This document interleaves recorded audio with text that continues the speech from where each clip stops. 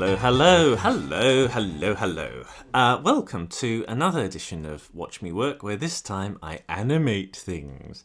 Sorry it's been a while since the last one, but there's been rather a lot going on in Putland the last month. My partner got COVID, and as a consequence I wasn't able to, do stuff for a while. So the last video that I put out was actually, it was there. I actually filmed that just before, well no, actually it was just after all of that stuff happened. So it was quite a gap between the two films. And then of course I'm making this one on the 17th of December. So it's there's been disruptions because of COVID in our lives. It's been quite tricky, but I'm back on now, so I'm getting on with things and actually animating her now.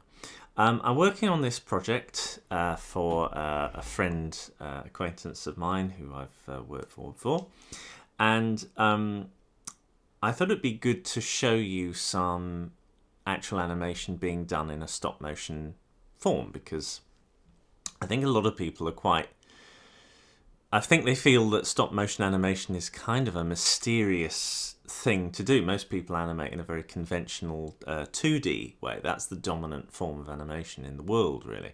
But stop motion, I think, it's the way I animate. I think a lot of people would just be interested to know how I make things move in this way.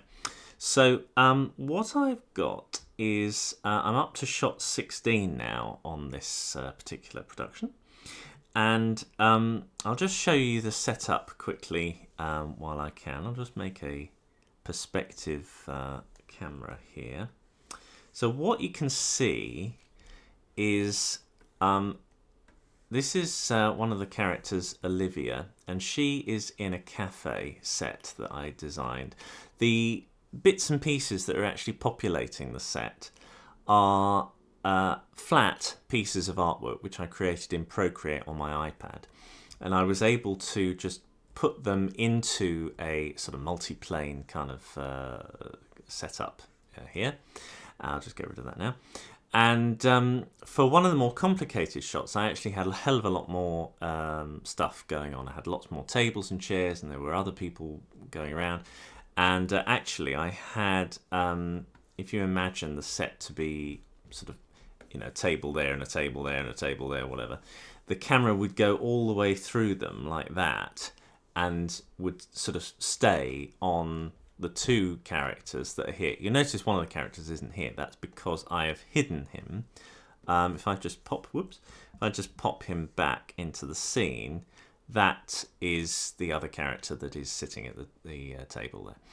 And what I'm doing for this short is I've actually got 3 different camera positions set up. I've got one for her, one for him.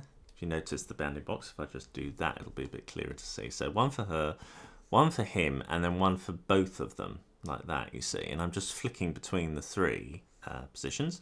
And I've also got 3 different very similar tables and scenery set up. So these are duplicates, exactly the same table each time, but they are shifted ever so slightly. Each setup is shifted ever so slightly. So if I put Rob's table up here like that, whoops, like that, things like the plate here are shifted. You'll notice that there's no plate next to the glass there, but on that setup there is one.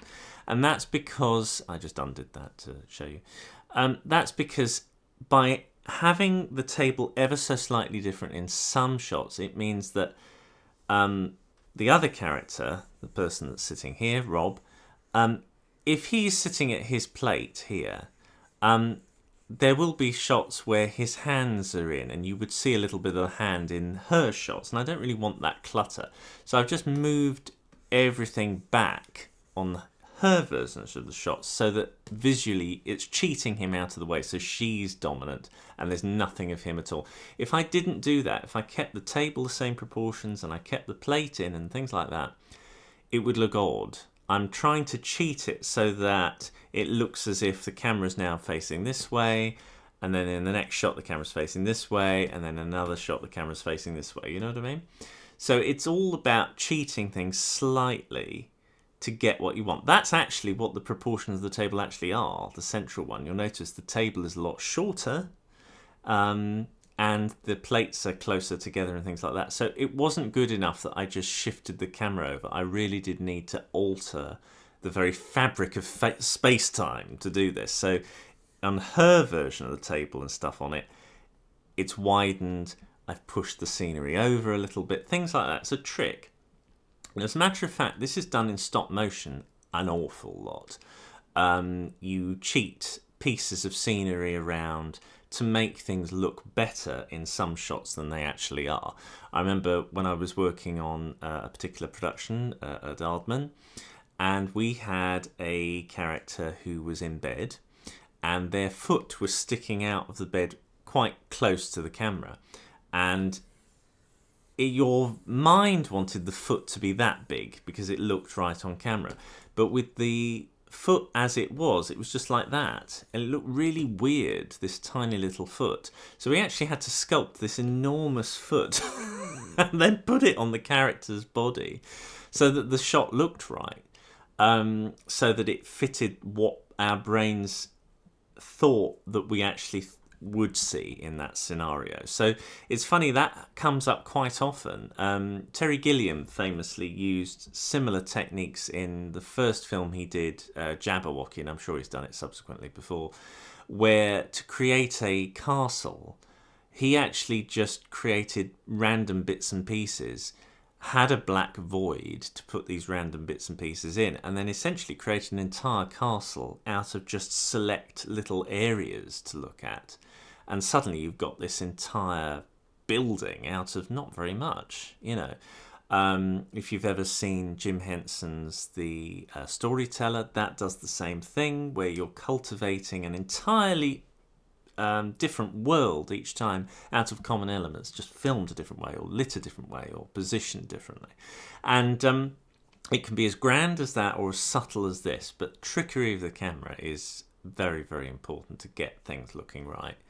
So one of the things I get asked when people first come to this, particularly after they've been using Adobe Animate, is they tend to film everything as one shot and then have, this is in Animate, and then have I suppose they make the whole thing into a symbol and then sort of move the symbol backwards and forwards and maybe sort of scale it and whatever, so that it looks as if there are cuts happening and zooms happening and all this sort of stuff. But actually, and you can do that with this. I could create keyframes on the peg of the camera to have, you know, a cut here and a cut there and whatever. But that would mean that I would have to keep sort of changing the positions of these sort of things every single time, which is something I don't want to do. It's a lot of extra effort to do that. Excuse me.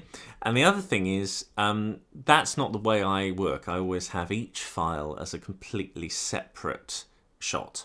That's the more professional approach. You do have different shots for different files. Even in Adobe Animate, you would do that sort of thing really in a more company-based scenario. But you know, you can do that in Harmony if you want to. You could just have one peg with different keyframes to get the camera going to whatever position you need it to go in. So you know, it's an option. It's there. It's not what I do. Now, what I've got is all of that set up there, and then I've got both the characters going into this main composite here, so you see the end result. But I've literally disconnected Rob because he's not in shot for this. Technically he would be, but I don't want him technically. I don't want him in the shot, so I just disconnect him. I don't hide him, I disconnect him, because if I hide him, that does a few all sorts of odd things with his puppet. And also I think it just makes life more difficult. It's much easier just to unpluck that and keep it going. And what I tend to do for this particular production is when I get to the end of a shot, I save it as I mean, we're on shot 16 now. So on shot 15, I saved it as 16, then I deleted all the keyframes and start again. That way, I keep the new hand positions which I've drawn for the previous shots. Things like that.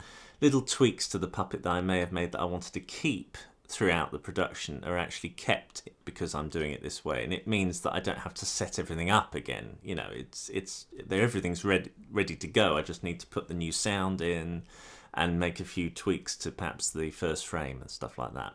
So that's the way I work. One of the things that it's very important for me as a stop-mo animator to do is to play things back at a very fast frame rate. So at the moment I've got here on this bar, you'll notice I've got frames per second 25. I work at 25 frames per second.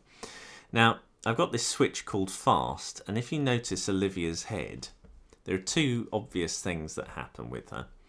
Her eyebrows suddenly get a huge amount of square flesh that sort of flop over the top, and you'll notice that her lipstick, there's something strange that happens with that line. This fast thing removes certain cutters from the equation. So cutters are notoriously slow when computers need to process things in Harmony.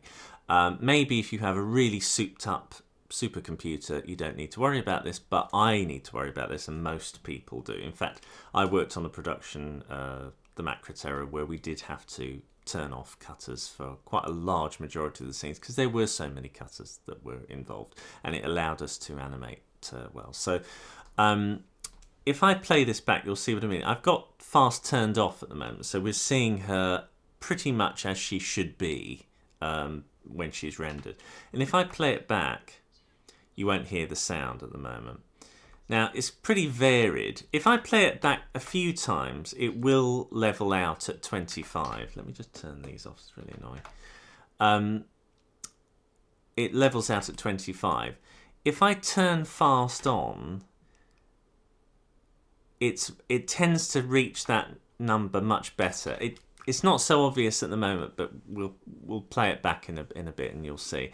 I have to say, since I've upgraded macOS to Monterey and I've got the latest version of Harmony, it's actually I think it's a little bit faster. There's something about it that actually feels a little bit faster than it has been before. So you know, again, there's a few perks, but certainly for Rob's character, he seems to be more badly affected than Olivia does. But I have that as an option, particularly for lip sync heavy bits of the work. So I work with fast turned on, and then if I want to see things play back correctly, I turn it off and then play it a few times so that I can see how it's going to render. But for the most time, I turn it on so I can work quickly and play back the frame rate at the correct speed. Now, mess is another thing that I've got. So if I render this, let me just show you what happens. Now, all of this stuff should not render. It should, oh, there we go, we've got that problem again. Now, that's because mess hasn't been turned on. So in a way, it's a really good indicator of what not to do, but you'll see what I mean. Okay, I've got to turn it on. There we go, right. If I turn it on, let's render this again. Blah, blah, blah, come on. There we go. You see all this texture that I've got on her body and on her head and all that sort of stuff. That's this kind of texture that I've put onto the characters, which if I just come out of here a little bit, I've got something here called a mess. And what that is, that really is, whoops, that really is just a texture. I'll just... yeah, it's more easy to see on black. It's just a brush that I've painted over a surface. This is a drawing layer and an element node, and then it's being cut by whatever it's texturizing. So in this case, the head. It could be the arm or whatever. and then it's blended. So in the same way you would get in Photoshop, you're multiplying a layer. You can also, darken it, burn it, add it, overlay, all that sort of stuff like you do in Photoshop and other programs. I've calmed it down a little bit by making it a little bit transparent, so it's 50% of what it normally would be, and then I kind of sort of solidify what's going on, so it's not acting, like in if you would imagine all of these different drawings as layers of paper on top of each other. I now kind of want to bake everything together, so I don't have the ability to sort of move something between the texture and the stuff on the face. I want that is the texture and the stuff on the face. It's a complete solid entity of one thing. When it goes through this square composite as a bitmap, it collapses everything down. Now the downside, of course, well, not of course, you won't know.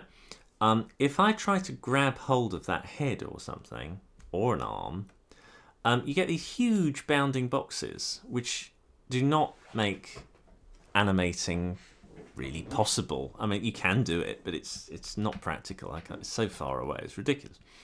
So what I have to do, that's the reason for this bounding box, is because the texture initially is this big. It is shrunk a bit, but the bounding box thinks that it isn't, and it just takes over. It's ridiculous. So what I need to do is, you notice there when I press the mess button, it what do they call it? It disables the entire group that contains the mess sort of pachinko machine of logic here, and then that way I can actually grab hold of elements a lot more easily, because the bounding box is actually the correct size now. It's not having to count the texture as well. But the downside is, not that it is a downside really, because I always have to turn it on when I'm rendering anyway, but that's the reason why her head disappeared, is because it really takes over this sort of stuff. So you've got two routes here into what's known as an OpenGL bypass, and if I were to, let's turn that on. If I just take that away, so we're now getting the mess, and it's not going through something to show you a preview and a render version. That's what this is doing. The left side is a preview, and the right side is what's going to be rendered. But if I take that out of the equation and it's just showing you everything at once, you'll notice that now her face has got a texture on it. It's showing you that in the preview as well, because there's no sort of alternative route for it to take in the preview version. But the downside is it should play back slower, because it's having to render all of this extra stuff, and I can't turn that off. And if I do turn it off, it cancels out her entire head. There's no alternative route to show you as a preview to work with, you see. So if I do that, it'll come back because it's showing you the preview route. And of course, the render route has been cancelled. And the reason I'm cancelling that out is because if I don't, I get these huge bounding boxes. So that's the reason why we're getting that situation there. Anyway, so now I can grab hold of her. Let me just turn that off. There we go. And then I can get hold of the bits and pieces. So that's the setup. And what I've done with these switches is, these are just master controlled switches. And because they are controlling not just Olivia, but Rob and some of the background as well, master controllers have to be placed on the root location in the hierarchy of the scene. So because they're affecting both characters and the set, they need to be in like the top part of the entire scene's route. If I were making some buttons for Olivia, they would have to be placed in the root of her character. And if I were making some for Rob, they would have to be placed in his root of the character. You know what I mean? But because they're doing everything, they have to be here. So that's the reason why you've got all of this mess here as well. And I've got a console for each of them. So this part is able to manipulate their mouths, and this part manipulates their head and blinks. That's what all of this does. I'm just going to make this bit bigger, because the way I animate, and I think most people do, is that they animate the body first and then they animate the lip sync secondary. So you're still animating to the lip sync, but you're doing the actual mouth after you've got the construction of everything else going. Because you need to know where you're going to position the mouth. That's the driving force, and then the mouth is popped on top of the body, The quick other thing as well. In each of these restaurant sets, I've got a blur box.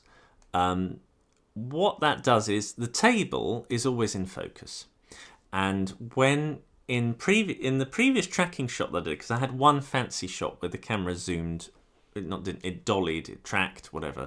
It went all the way through the restaurant, and it had a low depth of field on it, which meant that within that depth of field, things were in focus, and then as soon as you went out of that, either in front of it or behind it, it would blur slightly. So that was quite advanced. For this sort of stuff, let me just render this. You'll notice it has a slight, ignore her head again. It has a slight fuzz, and that's due to this blur box, and it's only affecting the abstracted elements. So as I select that, you can see that those elements are highlighted. The colours on the lights and the sort of drapes here and the background and stuff. It just softens it and allows the stuff in the front to pop a little bit more. So, and the reason I use a blur box as opposed to a Gaussian blur, because there are so many different types of blur. Let me just, if I type in the word blur here, there's umpteen different blurs. There's a blur box, a directional, Gaussian, a radial, blah, blah, blah. Blur box is the fastest one to render, and I don't need it to be particularly complicated, so that's fine. Gaussian is technically better, but it does take longer to render, and I thought, life's too short. There's no point for this particular production to have something like that. It's fine. So that's the reason why I'm doing it that way. Now I'll just come out of here, so we've got our characters, just in case I need to muck about.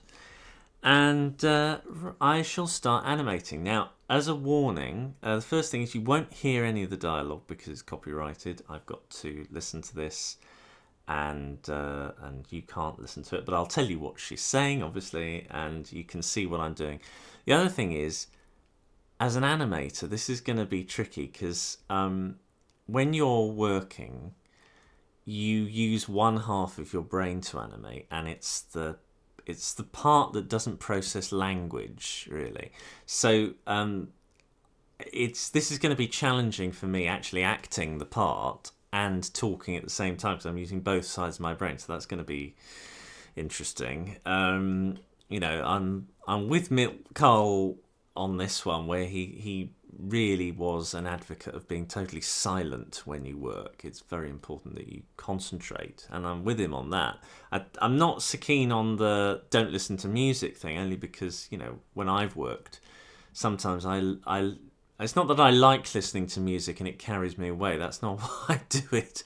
It's to block uncomfortable sounds that distract me out. So if I'm listening to a piece of music, particularly one that I know really well, like a well-sucked boiled sweet, I can kind of tune it in and out. I don't really have to pay attention to it, but it can even out knocking of doors and people yelling next door or whatever it might be. I can just be in my little moment and stuff. So I'm just going to bear with me while I listen to this and figure out what this character is going to do and what she's going to say and everything. So hang on. Okay, so the character says, "Oh, do you know what? I'd really enjoy that, actually." And the other character has made a slightly shocking advance, but she's up for it. I mean, he's already gauged that she's up for what he's suggested anyway. So it's all good fun and everything. But she's like, "Oh, do you know what? Yes, let's do that. Do you know, I'd really enjoy. Oh, do you know what? That would be great." So because she's in the affirmative. Normally you lean in for things like, do you know what, I really do, yes. But I think because of the way she's reacting, she's saying, "Oh, do you know what, I'd really enjoy that, actually." I think certainly initially she'd go backwards. It's like, "Oh, do you know what?" She's so relaxed about the prospect, she'd go backwards. So what I'm going to do is I'm going to start this shot by having her a bit further forwards, so that then she's got room to go backwards, And I'm not quite sure where her hands should be from the previous shot, so let me just figure things out a bit. Now, let me just listen again. I think she should look away. It's like, you know, do you know what? So, yeah, I'm thinking, this is quite...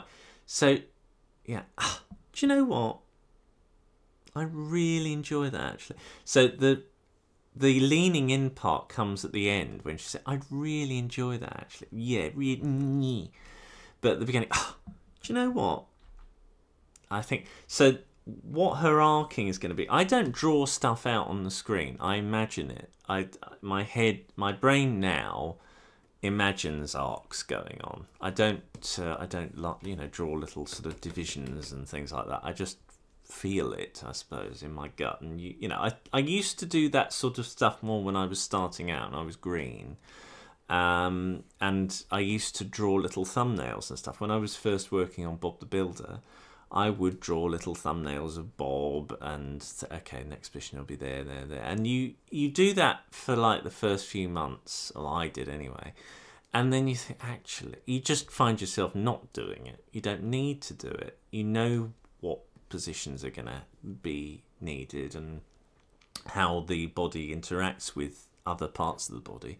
So what I do is, certainly for this, her head is the primary driving force for the rest of her body. Whatever her head's doing, everything else follows from that. And quite literally, in this case, I can move the head around and the rest of it follows anyway. But it often is when characters are emoting, the head is the primary motivator for any action. That's where your brain is, that's where your eyes are, that's where your mind is, in your head, not in your hand or something like that. Not often. But everything else is playing second fiddle to the head. So, as I say, I can visualize kind of where I'm going. I can edit it a little bit and make some alterations, but that's where I'm going. So what I'm going to do, I'm animating on 2s for the most part. Occasionally I bung a 1 in, but most of the time for this I'm animating on 2s. And just largely for speed reasons, I can get it done quicker if I do it this way. Right, okay, let's just move that over there.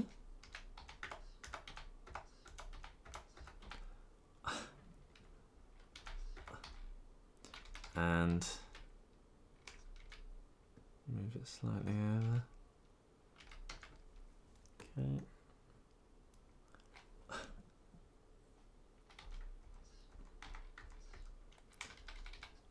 Okay.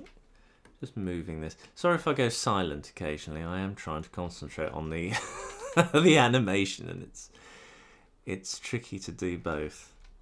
I've had times when I've been working in companies where I've had to be working, concentrating and everything, and then you've got some execs, people that are funding the production that you're working on, showing the clients around, and they say, oh, this is Joshua here, he's working on a scene with Tiddles the cat. Hello Joshua, how can we come in? Oh yes, that's fine, yeah. And what are you working on today? Oh, this is Tiddles the cat, and he's moving around. Oh, that's very, very nice. Okay, and you can hear them coming as you're working. You can sort of hear them.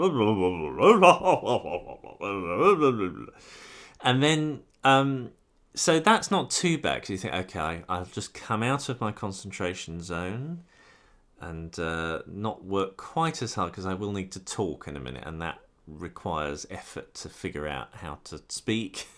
And things like that.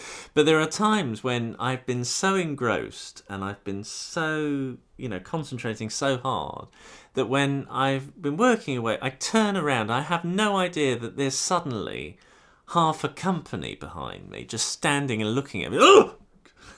And this is Oliver. Oh my God. Hello. And what are you doing today, Oliver? I can't talk properly, because I'm having to concentrate so hard, and that is tricky, because you have to sort of get into the right performance gears. Okay, yes, I'm working on this shot and blah blah blah, And that is, as I say, that's tricky because it's using a different part of your brain to process this communication, you know. And that it's tricky, you know. I think certainly, you know, you don't. I think it's very important for people to concentrate when they're animating. I've worked at. I don't. You can't. You've got to turn off the Instagram. You've got to turn off Twitter and all of that stuff. You don't get a Shakespearean actor saying, "Now is the winter of our discontent." And how many likes have I got on Instagram? Oh, that. You know, it doesn't work. You've got to concentrate and lose yourself in the acting. Right, that's too slow. See, that's better. And I think with that middle bit, she would have blunked.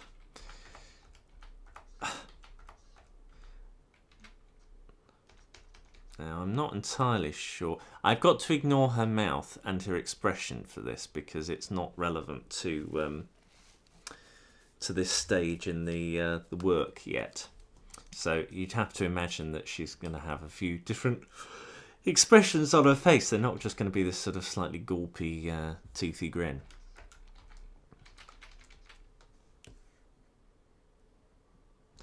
And I think her eyes should do that. Her eyebrows, pardon me, should do that. There we go. And she looked back. She's like, oh, do you know what?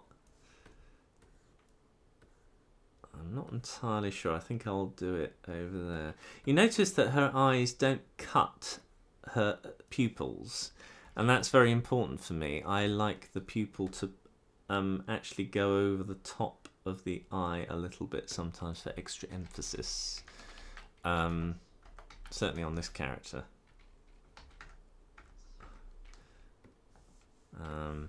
Just gives them a little bit more life.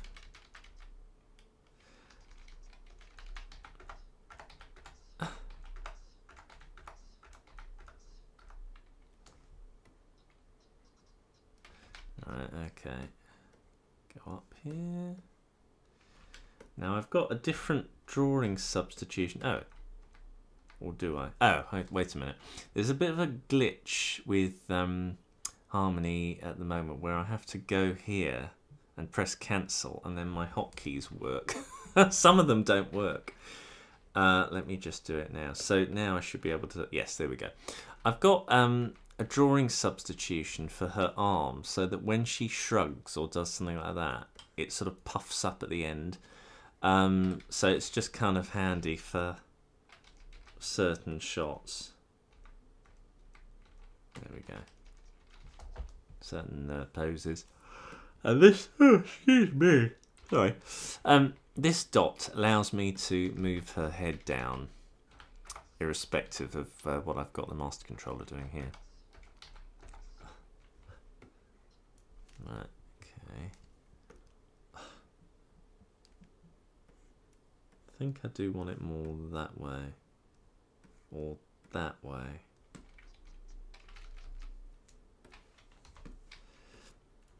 Because it's so crucial to get her expression right for this particular kind of movement, I think I might alter her expression a little bit like that. Where are we here? Actually, whoops. Let me just make her mouth a little bit smaller. That's it. That way I haven't got the flavour of her mouth pose interfering with the way my brain is thinking about her acting, if you know what I mean.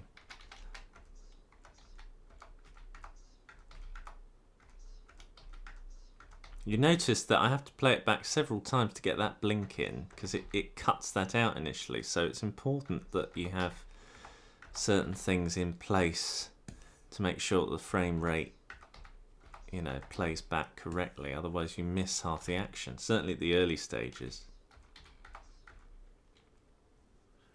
I still think it needs to come over more like that.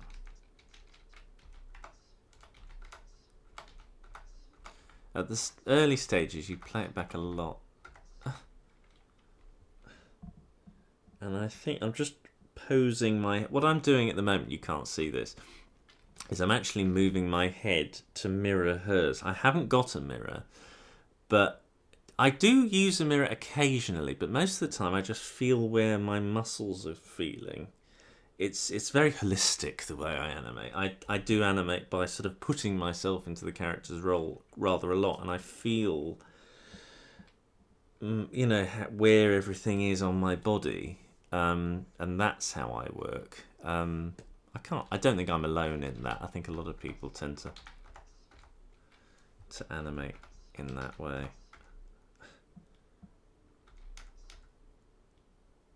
I'm just thinking, this is a really tricky shot. Hang on.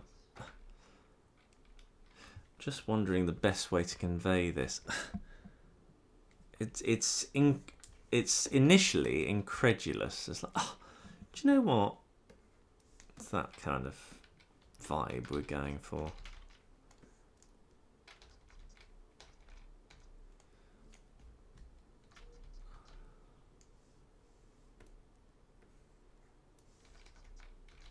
Let me just get the first few frames out of the way. I'm wondering if that is the right pose for that yet.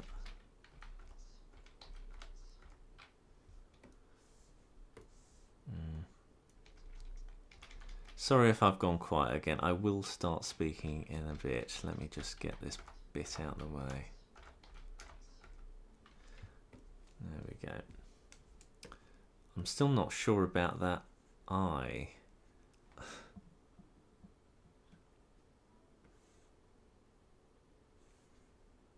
It's a very... What's interesting about this particular... I think that's better, because it's like she's having a moment of introspection. So she's looking in the middle distance in her own mind. Sometimes you just got to figure things out. You know the essence of the feeling you're trying to give over, but you don't necessarily how quite to convey it with acting. So you're searching for the best pose. I mean, I do this sometimes, even with stop motion puppets. That's a bit better. And then, there we go. Chuck Jones famously, I mean, I think he said something along the lines of, I spend a whole day... That's nice. I spend a whole day trying to figure out just one good drawing sometimes. I mean, he'll just throw away and throw away and throw away until eventually one drawing, that the perfect expression will be drawn. But, oh, sorry, it's wrong one. There we go, and then just pull that, whoops. If I get there we go. No, keep them up. That's it. Yeah, the perfect image. I think for some poses it's so important that you get the right one, and sometimes they come really easily, and then other times they just take a bit of work. That's better. It's like, yeah, that's better. It's slight shock and puzzlement. I'm just wondering what the hands should do.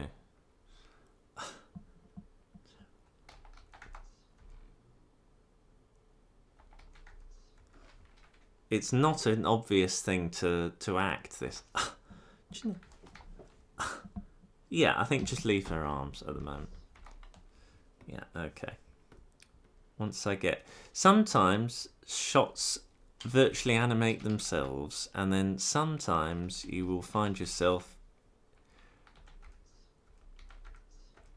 reanimating the same thing over and over again. I remember I had a shot on Shaun the Sheep that took all day. I may have said this story, but I had a shot on Shaun the Sheep that took all day to animate, and I didn't like it, and neither did the director. And the second time I did it, because it was a reshoot, it took like an hour, It was ridiculous, and it was one of those things that the first time it took all day and it was just terrible, and then the second time it took like an hour and just got it right perfectly. It was, we all have moments like that. So I hope it's not one of those days. I've got things to do. But what was frustrating was that it was a particularly fiddly shot. His eyes, Bitzer's eyes, are very, very tiny. So sculpting little blinks for Bitzer's eyes is not an easy thing to do at all. And that was the crucial thing, is that he had to blink in supposedly a lazy way. These things are minuscule, so you'd spend most of the time sculpting on a table. That's it. That's looking good. Yeah, there we go there. And then you just carry on. I use arrow keys, certainly for the smaller movements, I use arrow keys quite a bit to just nudge things into the right positions.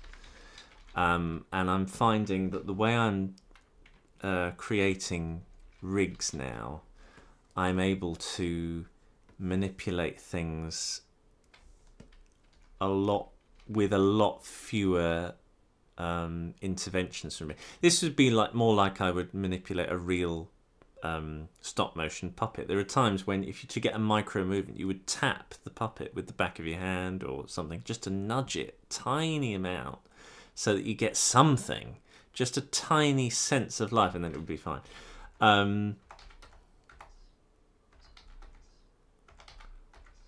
Yeah, that's looking good. Might do something about that. I'm conscious of the fact that her arm essentially goes behind the table there. But the thing is, if I put it, oh no, there we are, fine. It goes back there, but if I nudge it again, yeah, we're all right. That's fine. Yeah, that's looking good. So I hope everyone's all right. I'm able to sort of talk now. Now I've got past that hillock, I think I can sort of walk and talk a bit more easily, he says. But yeah, I hope everyone's all right. I know we've got Omicron laughing villainously in the background for everyone's Christmas to enjoy, which is something we all can't wait to enjoy. I'm due to have a booster soon, so I hope that does for us. Does us okay. Let me just think, wait a minute.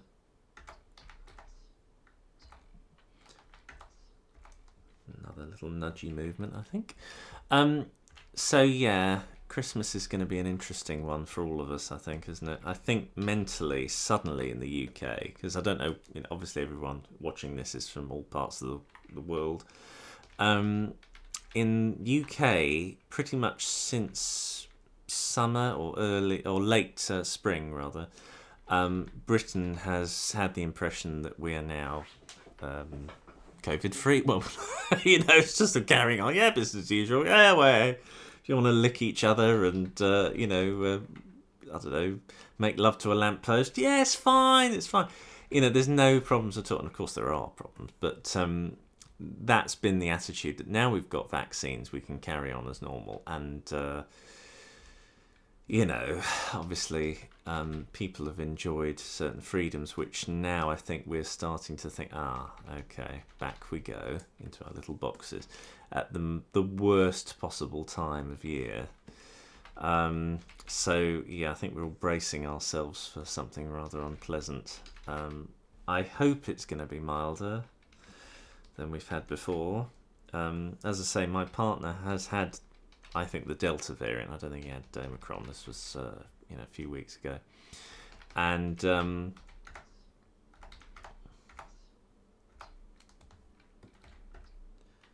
you know what? So her head again, it's quite a staccato movement. So it'll be here. Okay. We've got to concentrate again. But yeah, I think it's going to be interesting. I mean, largely as an animator who works from home, it's not going to affect my life in too big a way. I mean, obviously it will affect my life. It affects everyone's life. But yes, I mean, my partner got it because he was working in London and just got it. Gordon alone knows how it actually happened. And was very ill. I mean, he was not well. For the initial few days, he was fine, and then really did succumb, and it was not fun to see him like that at all. We did eventually figure out that it would be best for me to leave the house, because initially he was saying, "Oh, he should, stay at his hotel," because he was staying in a hotel in London. And then, "Oh, maybe you should move into a friend's empty house." And I said, "Well, there's no heating." No, come home. You come home and enjoy home comforts as much as you can. I'll go. Because I wasn't ill at the time. I'm not ill now. Hope I don't get ill with it. But that was not easy, because I couldn't get really much done when I was away. And I got some stuff done, but and it was not nice seeing him, not very well. So I think if that happens again, I'll stay home, and we'll figure something out. But it's not easy to do in a house that's so small house. If you've got 2 bathrooms and all of that sort of stuff, it's a lot easier to organise. But because you can just say, "Okay, you be ill in that one." you have a cold and everything else in that one, and I'll have this one, but most people don't have that, so it's quite tricky to organise the logistics of that world. Again, it's all her head, so she goes, do you know what? Do you know what? There we go. So her head is the thing that's doing the twisting. Again, fairly staccato here.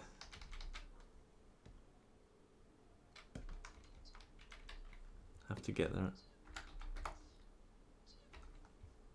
Not quite like that.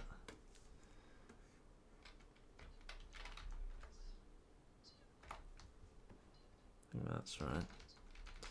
The worst thing I found was when I was occasionally asked to mentor people when I was working. They say, "Oh, here's Gustav or something. I don't know. He'll be watching you today," and you think, "Oh," because the whole point of animation largely is to lose yourself in it, and to have to sort of babysit. Or the worst, they even ask, "Oh, how do you do such?" Oh God, I just need to get on.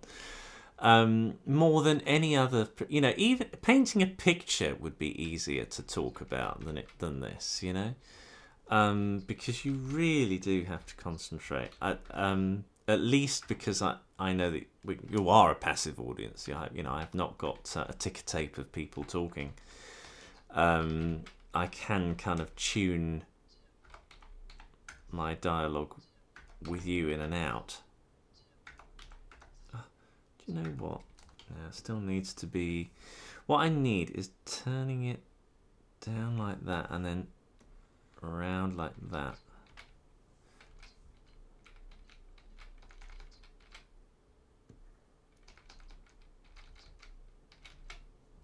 And then I need to move it down like that, I think. Let's give that a try. If it doesn't work, sometimes I have this in stop motion. If I say I'll try a route for something to go down, if it doesn't work, I just backtrack and delete some frames. So it's not the end of the world. I still think that's pulling back too hard at this point. I do think maybe it's more there. When I was animating in stop motion, you'd have. I was using actual film camera to do stuff.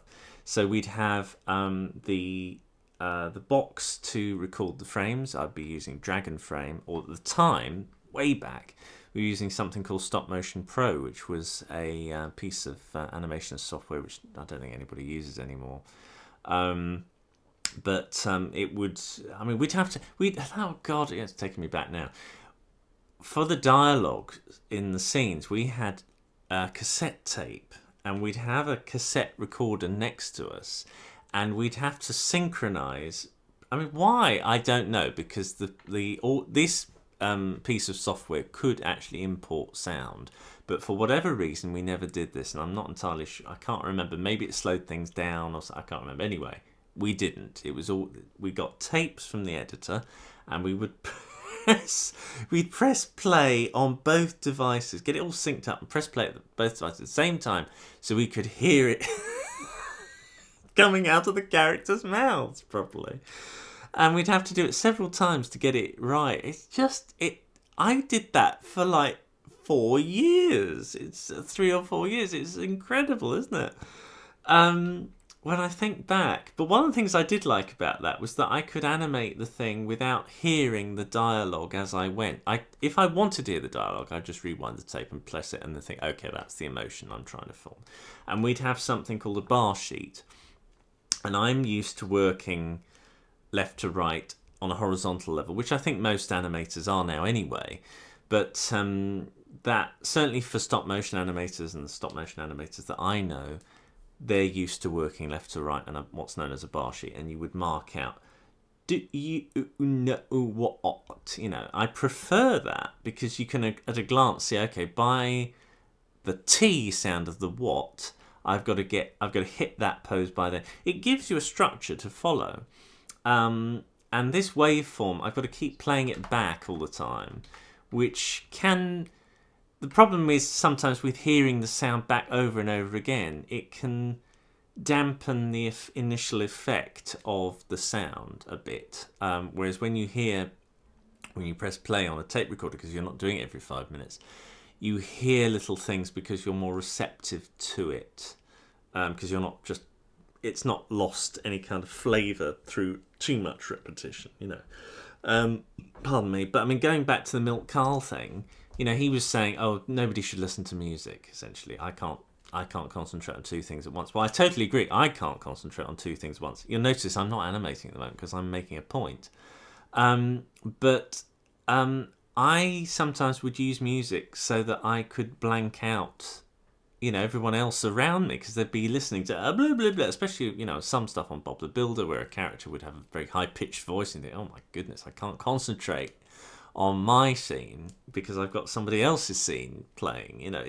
So, I mean, that's the thing. Milk Carl, certainly at that time when he was having that famous conversation with Richard Williams, he would have probably, I would have thought, been in his own office, you know, or certainly when he was working at...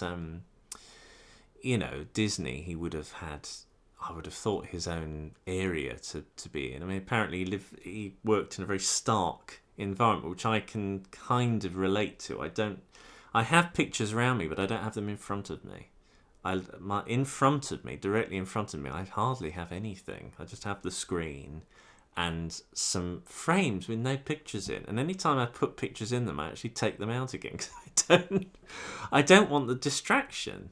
So I'd get that, and I would have everything very neat because I don't want to have the added stress of figuring out, where's that beak, or where's that mouth, or where's that whatever. I want to have things to hand so I can lose myself in the creativity of the acting, darling.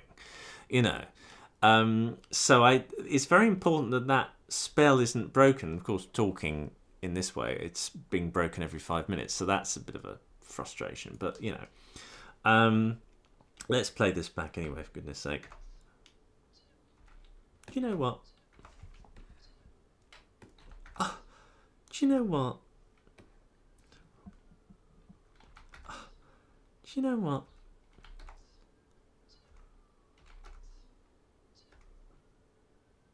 Oh, let me think of it. Oh, do you know what? Do you know what? Do you know what? I'm going to have her come up. There we go. That's it. had to regroup and think it through a bit.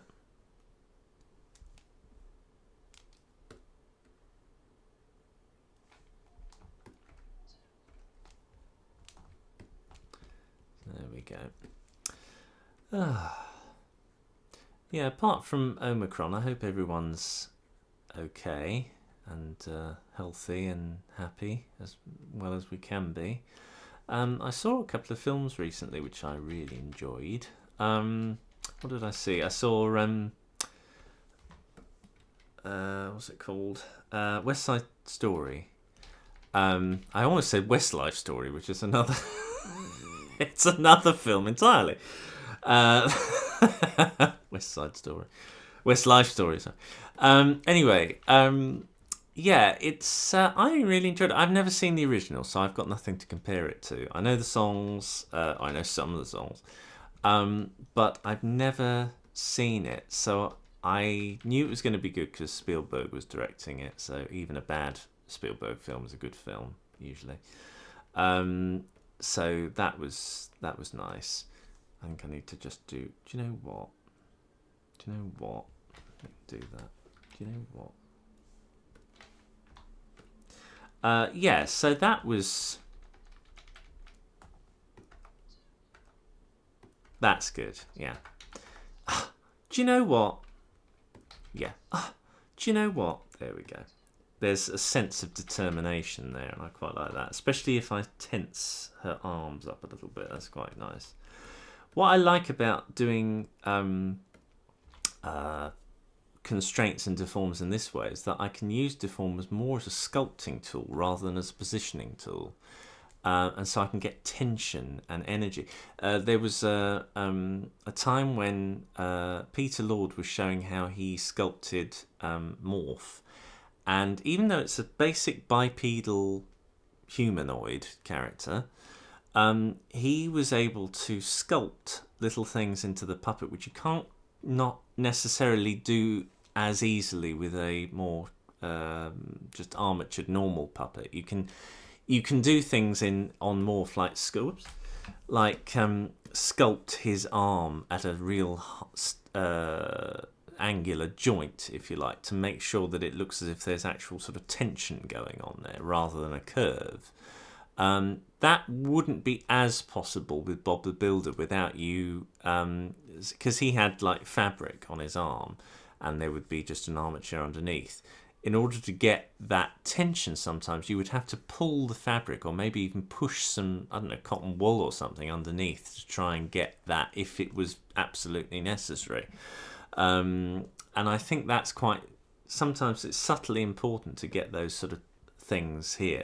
The other thing you can do is to redraw elements. So that's her arm there. And if I needed to get some different tensioning, I could actually just duplicate the drawing, redraw it a little bit, and then that would show up here. So that's little things like that are quite nice to accomplish sometimes, and it makes things come alive a little bit. But anyway, getting back to Westlife Story. Yeah, I really enjoyed it. What I really liked was it did actually look contemporary. There was something about the way that the cinematography of it, they recaptured the colour of Technicolor films. I think that was a very conscious decision. It looked rosy in that way of the 1950s, and that was lovely. And what also was good, obviously I haven't seen the original, and I know that they did do brown face a bit at the time and all of that sort of stuff. I mean, obviously now they've got a real Latin American, is that a right to say these days, cast, and you know, it all fits, and they're fantastic. The singing and dancing is so good, and the performances are so heartfelt and beautiful. I mean, you know, you do get glassy-eyed quite a few times. And I think maybe that's the only reason I can see why it was remade, because everyone has quite a big, you know, it's a loved film, that. And that's kind of perhaps the only reason it would really need to be remade, because of that political incorrectness that was happening at the time. So I get it. But yeah, it was stunning. I absolutely loved it myself. I wouldn't mind seeing the original one just so I can compare it with something. But yeah, I really enjoyed that. they had a trailer for Spider-Man, which looked quite good. The only thing I find a bit intimidating with Marvel, I want to say Nestle films. I'm sure Disney, given the time, they'll probably own Nestle as well. Anyway, yeah, Marvel films is that I do find they talk about previous battles and stuff like that. I'm thinking, I haven't seen that film. I haven't seen that film. I do feel a little bit intimidated. Hang on. Do you know what? Yeah, that's it. Sometimes, but it did look good. I mean, visually it looked very good. So I wouldn't mind seeing that. And they had a trailer for The Matrix, and that looked jolly good as well, surprisingly. I like all of the Matrix films. I'm one of those rare people that actually quite like all three. But this looked good, and and God knows what it's going to be all about. But as long as that was the good thing about the original Matrix films, is that it seemed to it captured that sense of. I think a good superhero film makes you think that anything is possible, that you are special, that the world around you, it can be perceived in a totally different way. I think all good superhero films do that, where they allow you to re-examine the fabric of the world around you in a way that you hadn't hitherto done before, and I like that. So that looked quite interesting. And also I saw Doctor Sleep for the first time. I hadn't seen the sequel to The Shining. Hang on, let me just play this.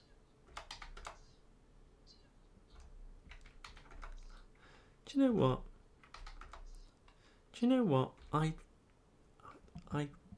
I'd really enjoy that, actually. I'd really enjoy that, actually. I'd really enjoy that, actually. So I want her to sort of push forward when on the really. So the anticipation will be, I'd really enjoy that. I'd really enjoy that, actually. That's what I'll do. I don't really want to fair this too much.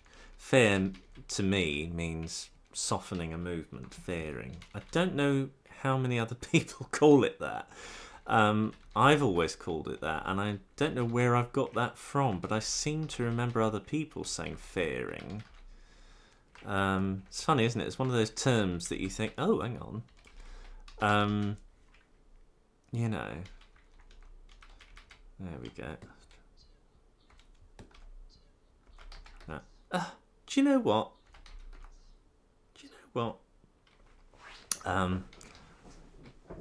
I'd really enjoy that, actually. So it'll be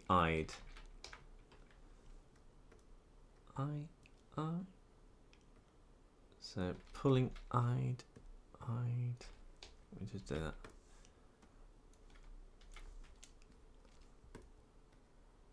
Pull her eyes down.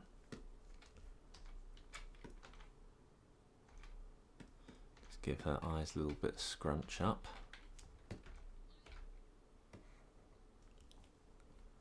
And if I do that,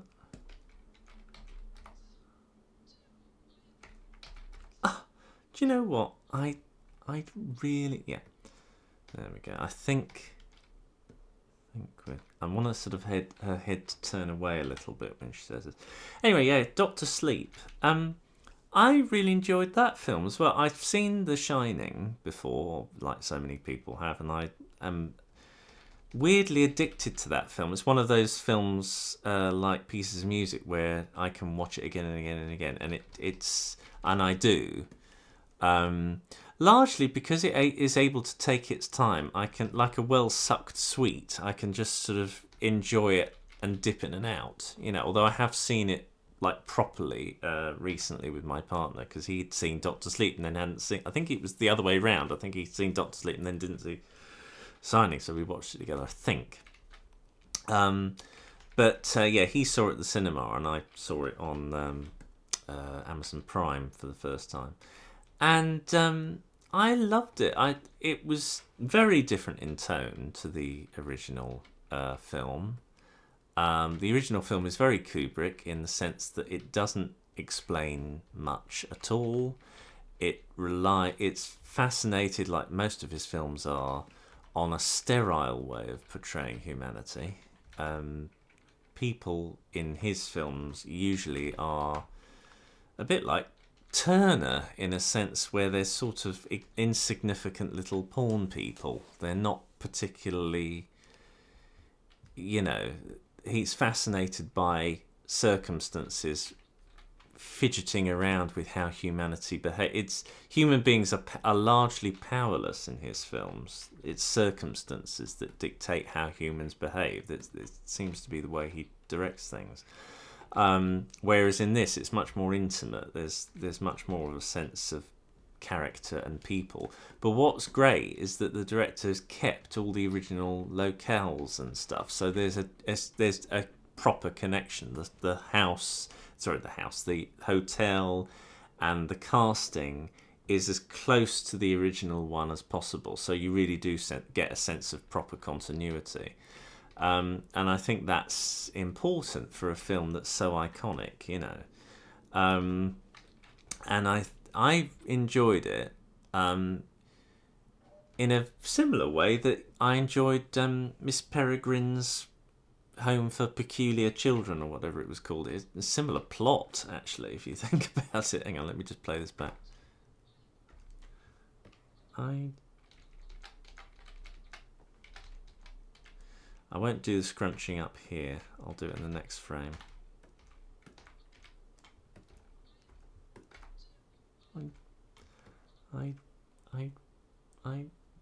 Actually, instead of turning away, I'm gonna turn her head towards the camera. That's it. There we go. I'd pull that there. Trying to get it to sort of curl up this way. And if I do that, tilt that. I mean, these days they could have actually put Shelley Duvall in the film using deep fake technology or whatever, and the same with Jack Nicholson. And a couple of people have actually done that on YouTube. But I think it's perfectly fine to have stand-ins. I don't think it's they've cast them well. They get the same tone, and also I think the fact that it's confidently its own film and it's doing things in a different way, I think it's fine. I think the closest thing I've seen to this thing where it's referencing the same stuff and it's got same actors potentially or whatever is the Nostalgia Critic referenced 2001 and 2010, and I know what he means because they're both, again, very tonally different films, but they're set in the same universe. And 2010 isn't a Kubrick film, and it explains itself and all of that stuff, but it's clearly from the same world, and it's got a bit more sort of sentimentality, I suppose, if you like. I would say that was true. I would also say the same thing was the case with Harry Potter. Harry Potter's a unique cinema experience with the fact that throughout its 10-year cycle, it had the same actors and it was the same story. So you see them grow up and you see the tone of the film shift quite dramatically from wide-eyed wonder to a more adult tone. There's a common thread, but you don't have sex and too much violence, but there certainly is more violence. It does get more violent as it goes on, and the themes become more mature as it goes on.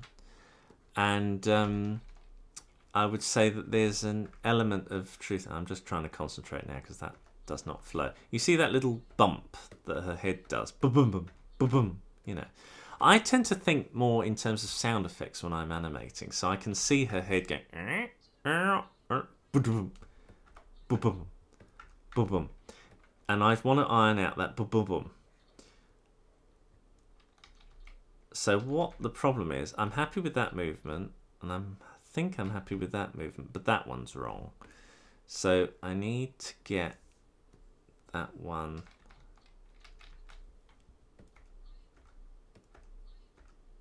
And I need to move that back more because it's not. That's it. Let me try that. Now you can see the curvature of her head if you look at this red dot, and it's going downwards, and I want to actually come up. So it's more like that, you see? You can use the master controllers as a kind of help. There's also something, if you notice her chin, the curvature is wrong. It's sort of doing a stepped curve. So it's a boom, boom, and then up. So what we want is a nice even curve, but it's doing that. So if we use that as a guide, I think I've got to bring that one down. And then we're all right. I think it's just the first frame. Let me just play it back. Do you know what?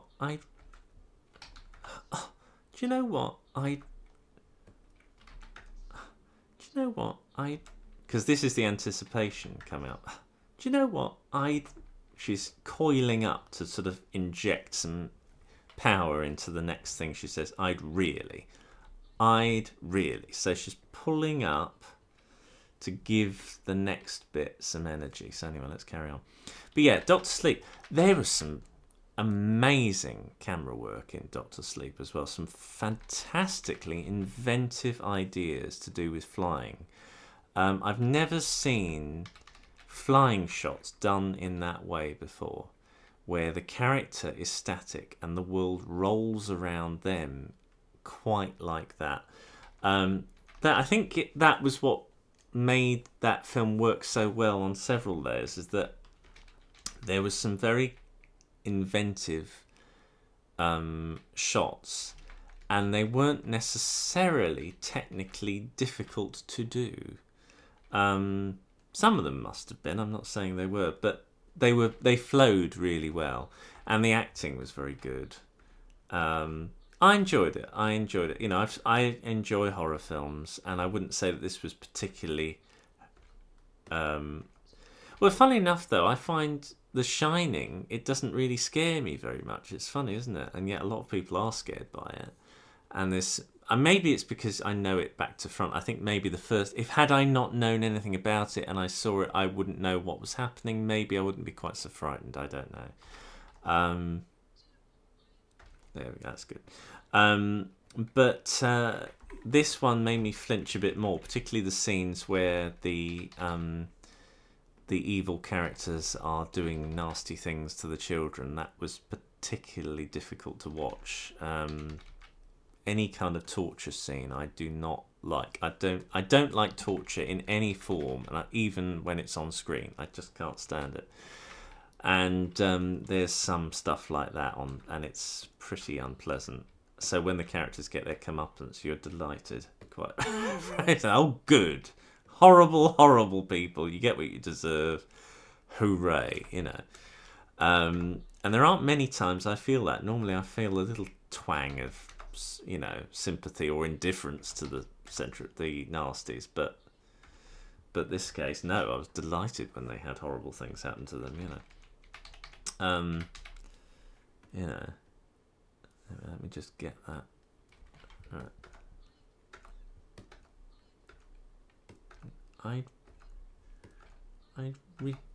Now I've done a curve which I don't think I want. What I'm wanting is I'd dig. So the head does do the job of digging into the next movement, but the body not so much. It's the head driving it first. Let me just pull it down a bit and tilt it.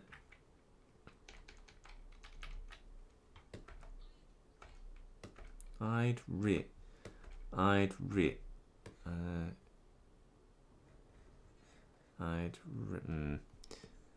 don't want that bounce yet. I want it. I'd re. Ah, do you know what? I'd re. Ah, do you know what? I'd re. Do you know what? I'd re. Do you know what? I'd really. Yeah, I think that's all right. Yeah, what was I thinking about Doctor Sleep? Yeah, good film. Enjoyed it. There's some good bits and pieces in it as well. What else have I seen? I want to see Encarto. Is it Encarto? Encarta? The Microsoft... the Microsoft encyclopedia. No, the Disney film. Encarto. Is it Encarta? I can't remember. But it looks good anyway. That looks really good. And... yeah, I'm curious to see the secrets of Dumbledore. The best kept secret being his homosexuality.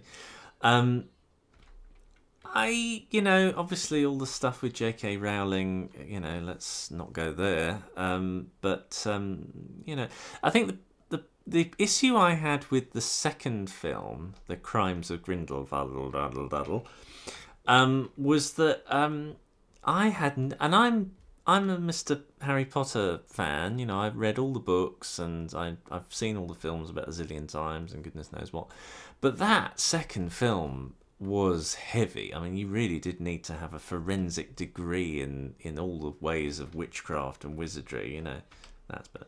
To understand what on earth was going on. It wasn't particularly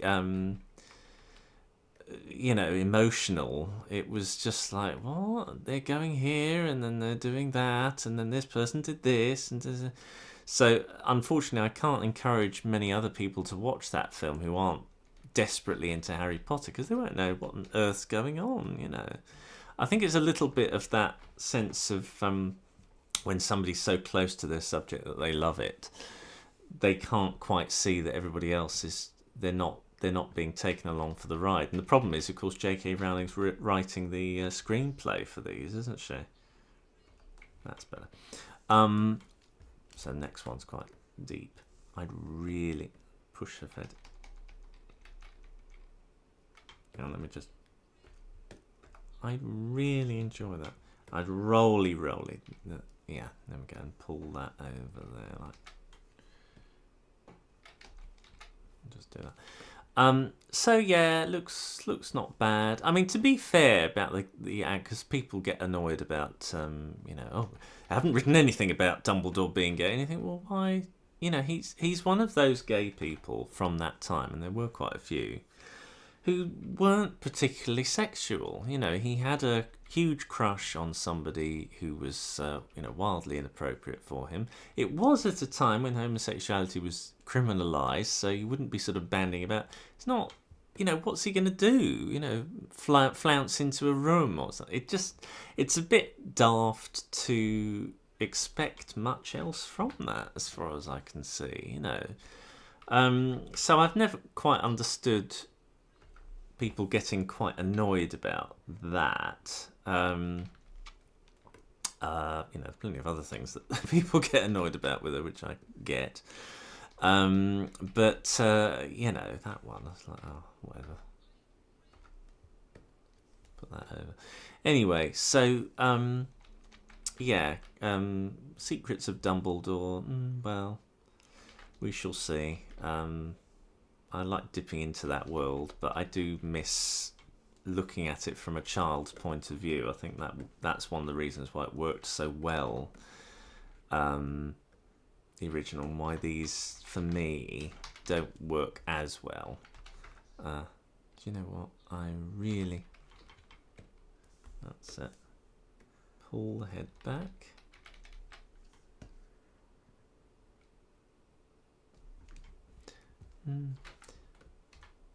And get the eyebrows to look not angry. I'm just I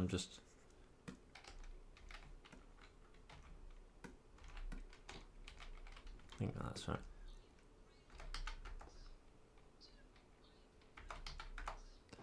So what? Do you know what?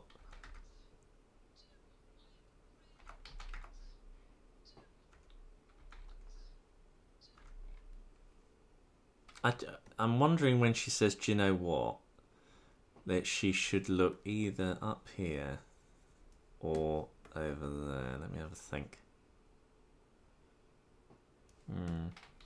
I'll leave it for now. It might change when I do the lip sync. So, do you know what? I'd really... There we go, like that. Move her eyes to be looking a little bit more comfortably.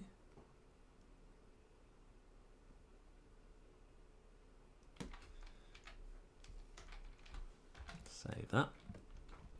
What other films do I want to see and productions I want to see? I've been getting into from Justin Roiland or Roland, is it? Terrible, isn't it? Me doing name pronunciation today. Getting into Solar Opposites. Really enjoying that series now. Didn't like it initially from the little clips I'd seen, but if you give it a chance, you think, okay, well, this isn't Rick and Morty, this is a different thing. So give it a chance. And actually, I don't prefer it, but I do enjoy it. I certainly enjoy it a lot more than like American Dad to Family Guy ratio, if you know what I mean. It's like whenever American Dad comes on, you think, watch a Family Guy. Whereas this, you think, oh no, this is all right. There's some just like you get in Rick and Morty, some very extreme concepts that are played out, and it gets quite elaborate shows that they've made. Let me just think about this. Really.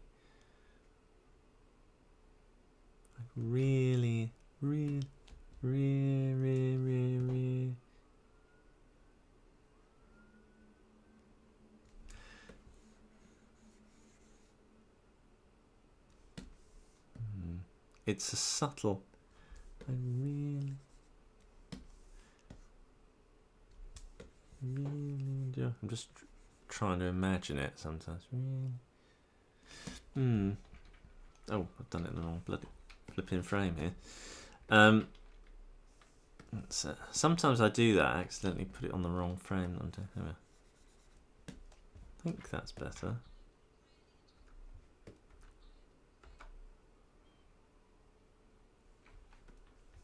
Let me...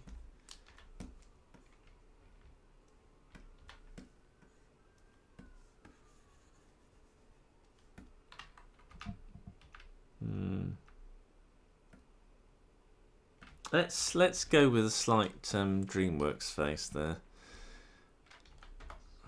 Do you know what? I'd really enjoy that actually. Yeah, it's a tricky one to get the right expressions on this particular shot. Do you know what? I'd really enjoy... There we go. Let's go with it for now. I can always make alterations to the little fiddly bits later. But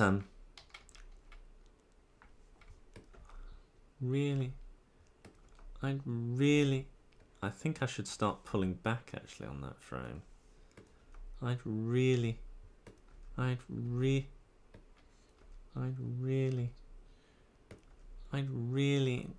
Yeah, that's good in terms of timing. Now I need to get the head really. That's it. Pull that over there like that and pull it down to there. Oh god. Oh, stop it. That's it. Ah, now when it does this flickery thing, it's really annoying. Right, how do I get around that? I have to select a thing and play it, and then it stops it. No. It's because it plays it back, is that it? Ah, you have to sort of move the camera, the OpenGL camera around a bit, and then it stops it. See, notice that flickers as well. I've got to do that, so that's it. So it's moving that around. I really... Let me twist it. That's it, like that. Really... Do Do you know what? I'd really enjoy that, actually. I'd really enjoy that. Let me try that. Rolling up. And then see where we get. So anyway, yeah, solar opposites. Quite interesting concepts. There's a brilliant running gag. It's more of a running plot. The concept of the whole show is that you have these aliens that have crash landed on Earth and they're trying to assimilate in Earth's ways. So that concept in itself is not particularly original, but what is, it's just the style of the entire show, really, and certain key concepts. And the kids have a play wall in their bedroom, and they put real humans, they shrink humans down in size and put them in this sort of wall with like runways and tubes and things like that, kind of like hamsters as their little pets. And slowly but surely these human beings have formed a society within this wall, and you see the comings and goings of them. Sometimes whole episodes are devoted just to what's going on inside the wall, really, and not really much to do with the main characters at all. And in the end, they've actually become far more interesting, I think, in some respects. So I quite like that. There's some really interesting concepts to do with, despite all the comic elements, they've also done some quite clever things with the drama of the thing, and there's some really, really imaginative concepts that are played out with this. So I love that. It's really, really good. Let me just... I'd really enjoy that. Okay. Luckily, her arms haven't had to do anything for this entire shot. Do you know what? I really enjoy that. I'll have to rotate her head back, I think, for this. I think it was good to roll it back, but now I'd really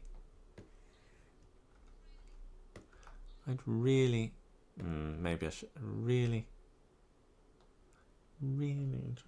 really enjoy that. Yeah, I think I need to roll it back on that shot frame, actually. If anything, I'll sort of roll it forward like that and then pull it back on that one. Maybe pull it like that. Let me just see what happens. Really ignore that last frame. Have to do that.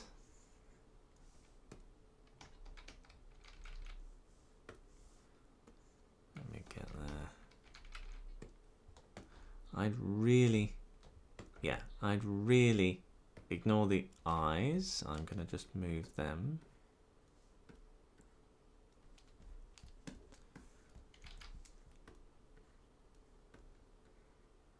It's a slight Princess Diana kind of looking over the top of her eyes now.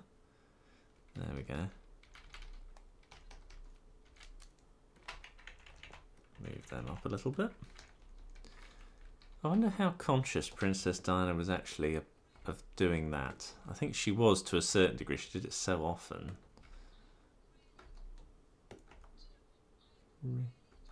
Yeah, that's nice. Do you know what? I'd really enjoy that, absolutely.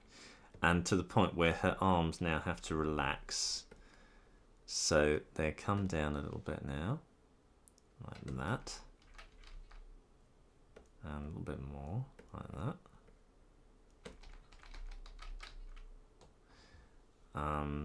And now I actually really do need it to sort of relax. So remove any of the tension that you've previously had, because you just want them to calm down. Really enjoy that, absolutely. Really enjoy that, absolutely. Do you know what? I'd really enjoy that. Just move that back a bit. I'm a bit concerned that this arm is starting to look a bit too long, or there's something not quite right about it. If this was stop motion, I'd be able to change the pivot of the hand, but subtly, so it doesn't look quite so odd. It would sort of do that. But because it's happening so fast, I might be able to get away with just a quick change of hand. Let me just find the appropriate one. Doesn't matter if it's slightly weird size.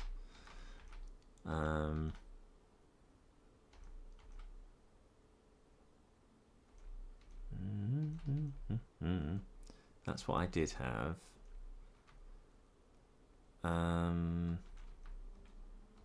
Where's that one? Let me try that, and then I can pull it back. That works, but I just need to tart it up a little bit. So if I do that and then move that bit there, I'm wondering for this particular hand. Oh no, that's alright.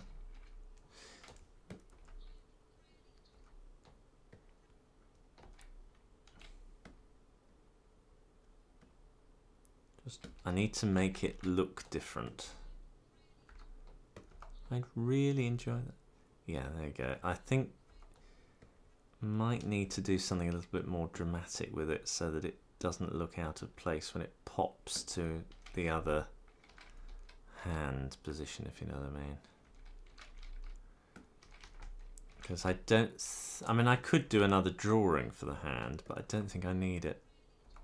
Yeah, there you go. I'd really enjoy it. Yeah, that's all right. What I might do is calm that part of it down. So I could either... Let me just have a look at the structure. The way I've got it rigged is that I've got that peg to shuffle it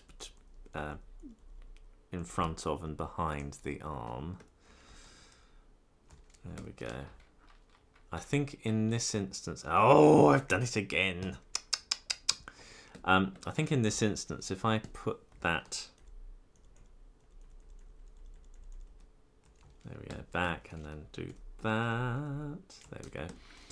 That should do us. Yeah, that's okay for this shot. Normally I have normally I have the hand in front of the arm, but in this instance I do want the arm to actually dictate where the cuff is. Really, do you know what? I'd really enjoy that actually. And I think I need to, whoops, I think I need to relax that in a slightly different way. Really enjoy that. I really.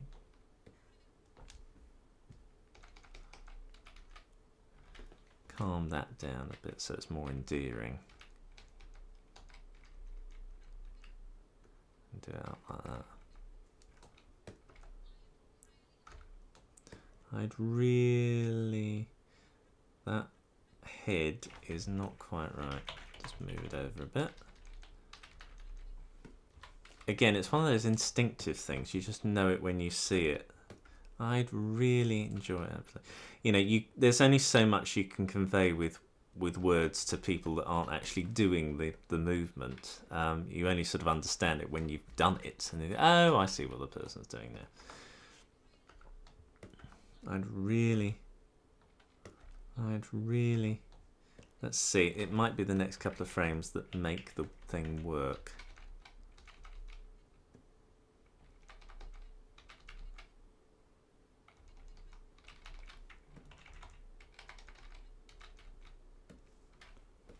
Move that, calm that down a bit as well.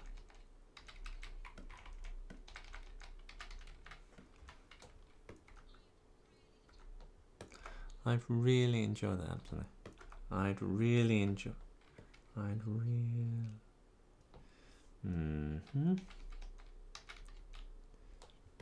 I'd really enjoy.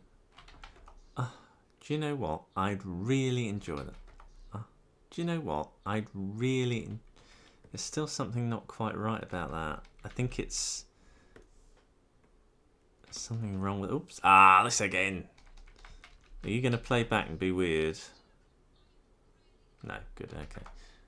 Let me just start it from that frame as well. I can press these, start and stop here to make the playback start from there. So I'm going to start from there. I'd really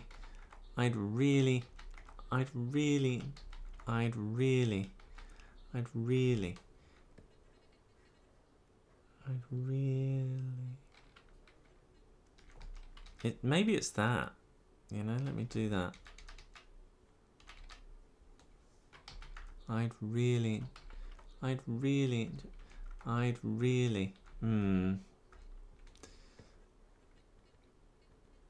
something not right.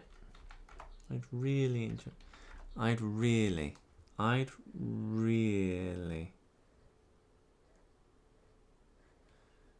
There's something off. When she's coming down, it's this pose that I don't like, and I think it's something to do with the tension in the arms.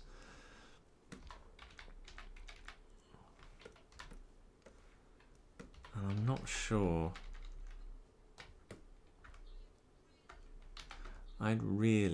Because it's the explosive pop. Something not right. If I do that one, that's it. Pull that back. That's better. Really,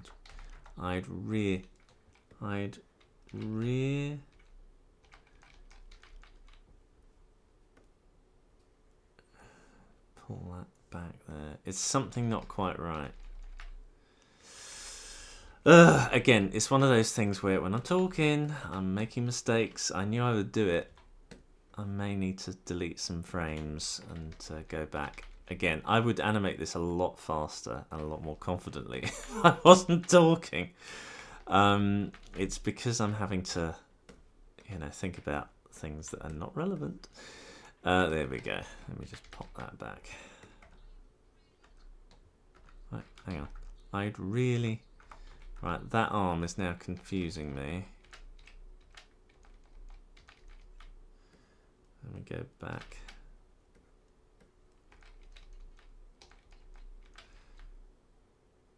And pull it up there. Maybe that's what it is. I'd really enjoy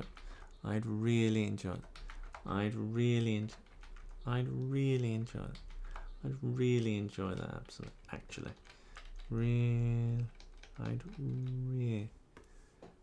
Lean into that a bit more. Put it there. Pull that down.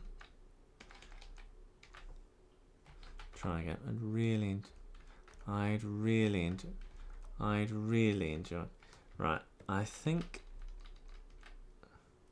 that needs to come back. Let me try. Not that again. Really enjoy. I'd really enjoy.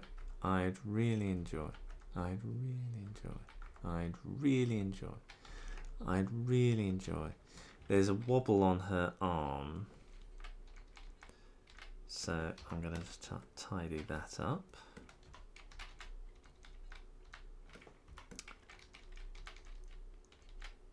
See that? See the little bit of drawing on her arm there? It's funny, sometimes you can get away with errors and they just don't pick up on your brain at all. Then sometimes they are the thing that ruin a shot. It's often hands. People don't realise just how important hands are in the flow of a puppet's pose. If you get the hand wrong, the whole body looks wrong. They are the thing that finishes a pose. If you talk to ballet dancers, they've got to get that hand right because everything it's crucial to the flow of a shape of body. And, it's not always hands, but there's something particular about the hand and the arm that if they're wrong, the whole thing looks wrong. That's better. I'd really enjoy it. I'd really enjoy that. That's better. I'd really enjoy it. That's it. Got it. Don't know what it was. You just sort of shuffle things until you think you sort of hone in on the thing that's wrong. You can't describe it. You just got to sort of feel it. You got to know. I mean, largely, the way I learnt to animate was I was obsessed with Beauty and the Beast when I was 12. I think that's when it came out. Maybe younger. I can't remember. And when I eventually did get the VHS for it, I would study that film. I think I played the film frame by frame from start to end at one point. I was just looking at it with that much scrutiny, particularly characters like Lumiere, more so than the human characters, but also them as well. But it was mainly the cartoony characters, and I was fascinated about how exaggerated some of the stuff is, and how the fact that you know, most people when they animate, they think, oh, smooth means good quality animation. It's not that at all. You have rhythms to think about. You have staccato and legato. There's a lot of musical connections with animation, really, to get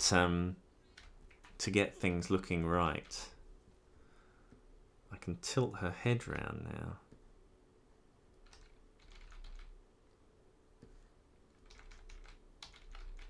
That's it. I'd really there we go. That's good. And Beauty and the Beast was one of those things that I really did obsess over when I was a kid. Because the animation was so good in it, and I wanted to recreate that kind of thing. And you do pick up on certain tricks that they tend to employ to make the characters act. There are certain common elements that you find yourself going with. But also you do notice that it's not just about one particular body part. It is the entire body that tells the story of the pose. If a character bends down, you don't just bend it at the waist and that's the end of that. There's all sorts of other mechanics that go in. And then on top of that level of mechanic, you've also got the personality of the bending down and whatever, you know. People go for walks. They always do walk cycles and run cycles and all that sort of stuff. And say, oh, there's a myriad of different ways of doing a walk cycle and a run cycle, which of course there are. But I think the problem with walk cycles and run cycles is that they are cycles.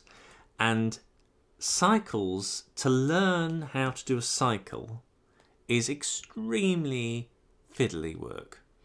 And I think perhaps the best thing to start with is not a cycle at all. You know, stop motion animation, cycles come up hardly ever. They do happen. You do have times where characters loop, but most of the time they don't. So you have to, you know, think about the mechanics of. It's more about the emotion. If you get the emotion right and the posing right, that's the most important thing. Whether or not something loops, you know, really is that important. For drawn animation, I would say it was more important, particularly if you're working on budget stuff, because you do have looping walk cycles and things like that quite often. And funnily enough, as much as I'm saying all of this, when I was working on Bob the Builder, Bob did actually have a looped cycle that we had to learn, and it was we had a flip book, I think, and it did have Bob's walk cycle in it, and we had to not memorize. Well, I think we did have to memorize it, or if we forgot it, I said, "Oh, have you got that book?"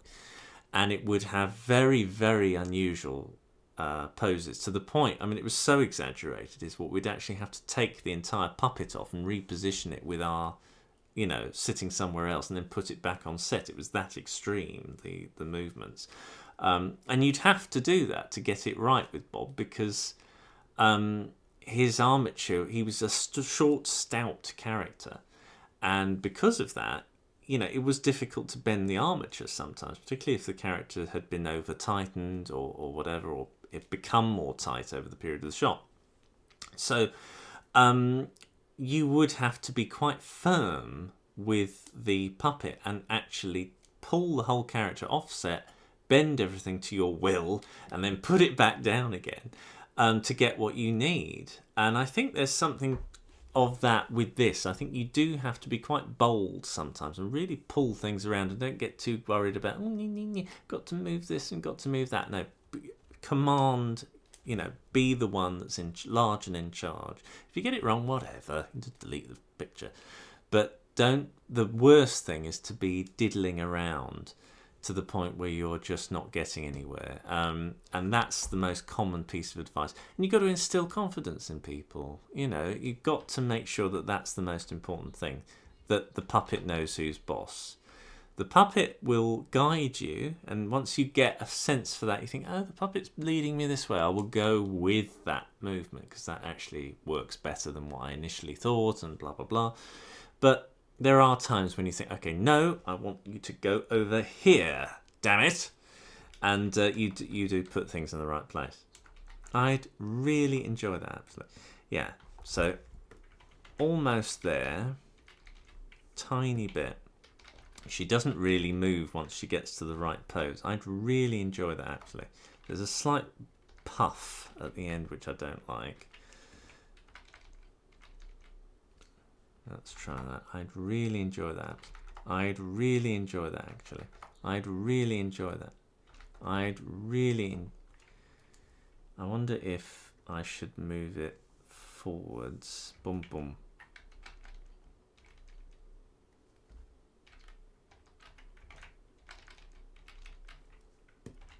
To get a little bit of a bounce at the end. I remember there used to be quite a lot of animations during the 90s where characters used to go all the time. They used to move and sometimes really exaggerated. Oh no, it would be that sort of squash down, squash up, and then rest. It would do that all the time. If you look at animations during the 90s, you would see that often. Character would turn and it would be boom, boom, boom all the time. And it looks awful. Some people would be able to pull that off and it look really good. But there would be a lot of people that would do it really badly. I don't want to sound things out, but it got to a point where it was just, you know, such a cliche of movement. And it's funny, that doesn't really happen so much now. I think it's a style point. I would say I love Animaniacs. I'm not going to slag it off in any way.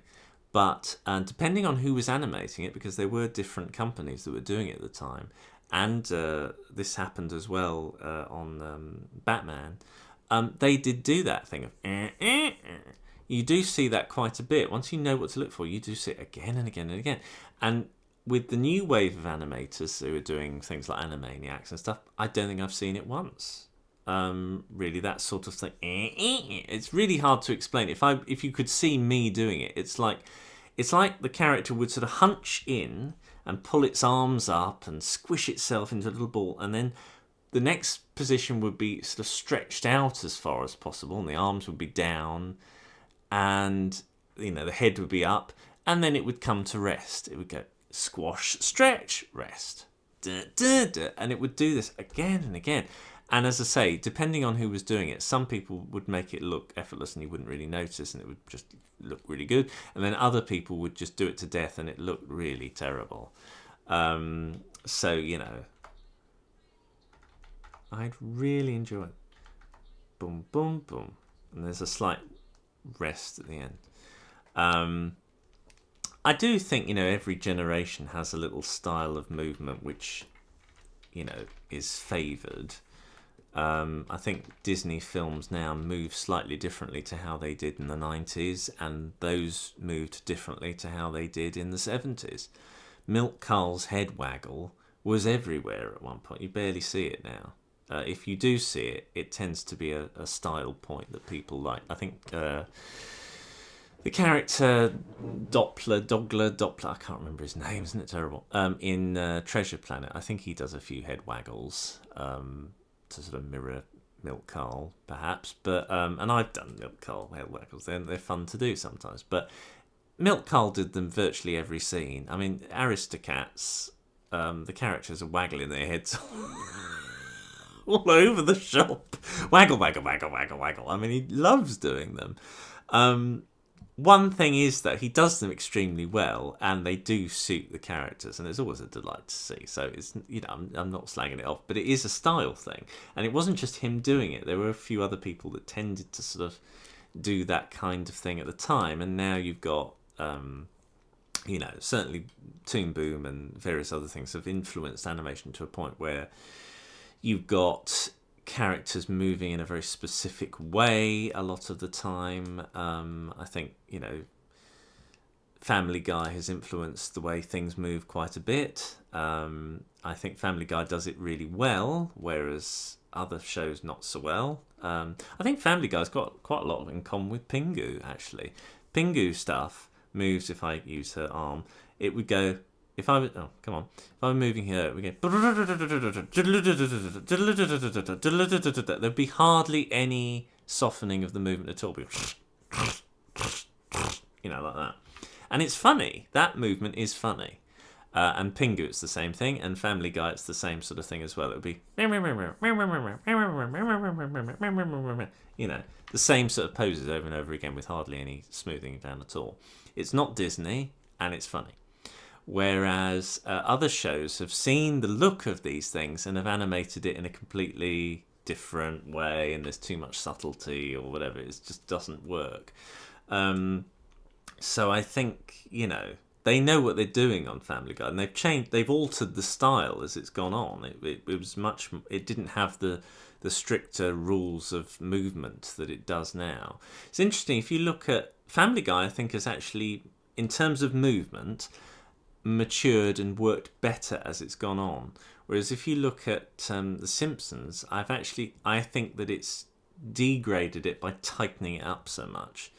If you look at the not so much the first series, because that everything was completely weird in the first series, and some of it worked and some of it really didn't, and whatever. But from the second series onwards to like series 5 or 6, there were some genuinely inventive, very creative and lovely animated shots with The Simpsons that you wouldn't get now, largely because the style has been solidified to the point where that you can't move. This is the style of The Simpsons, and that's the end of that. Shows tend to get this way. I mean, there are very few shows that tend to riff on styles like this over that long a period of time. It just the way things are. I think the only show that maintained some kind of deliberate lack of rigidity throughout his whole reign was Ren and Stimpy, because John Kay and I think Bob Camp afterwards maintained that it was important to not have the same pose twice, to really pull expressions and poses. I mean, it was such an influential show, that in terms of rethinking acting in animation. It was so dramatically different from things that had happened in recent memory, and you still see its influence now in so many things, my goodness. In terms of cliche, let me just have a look at that. Really enjoy that. I'd really enjoy that, actually. That's fine. So I've done the main movement. Let's just see that on her. So I'll start on frame 1, and it goes, do you know what? I'd really enjoy that, actually. Do you know what? I'd really enjoy that, actually. Do you know what? I'd really enjoy that, actually. Do you know what? Do you know what? I'd really enjoy that, actually. Do you know what? I'd really enjoy that. Do you know what? Now, the only thing I'm concerned about now is that the first frame and the last frame, I suppose it's all right. Let me just check that. I mean, you don't tend to get size changing, but it's because of tensioning and stuff. Oh, where is it? Frame. Right. Frame 54 and frame... Actually, I know what I can do. If I take a snapshot of that and then play the snapshot... Oh, okay. That's not what I expected. Never mind, I'll just do this. No, that's okay, because her whole shoulders are tensing up and stuff. And then all I would say, I suppose, is she's relaxed there and she's pulling her body up there. It wouldn't work if I didn't do that. Do you know what? I'd really enjoy that, actually. Do you know what? I'd really enjoy that, actually. Do you know what? I'd really enjoy that, actually. I suppose the only thing I am a bit concerned with is that her neck. But then... Yeah, I think that's okay. Yeah, that's all right. I mean, you know, you're not watching this shot as a loop. Do you know what? I'd really enjoy that, actually. Yeah, that's fine. That's fine. Getting over obsessive over things like this. Right, what I need to do now is the lip sync. Now, I've developed this thing called the Automouth, which is going to be in my cookbook, which I'm really, really working hard to try and get, you know, done and sorted out very, very soon. Now, it's overrunning because of COVID and all this sort of stuff, but it is going to happen. And I've been tinkering with it a little bit. So what I want to try and get, and I've succeeded on the real version, is let me just collapse that down and then find the bit that I need. Oopsie-doo. Go away, you. Go away, please.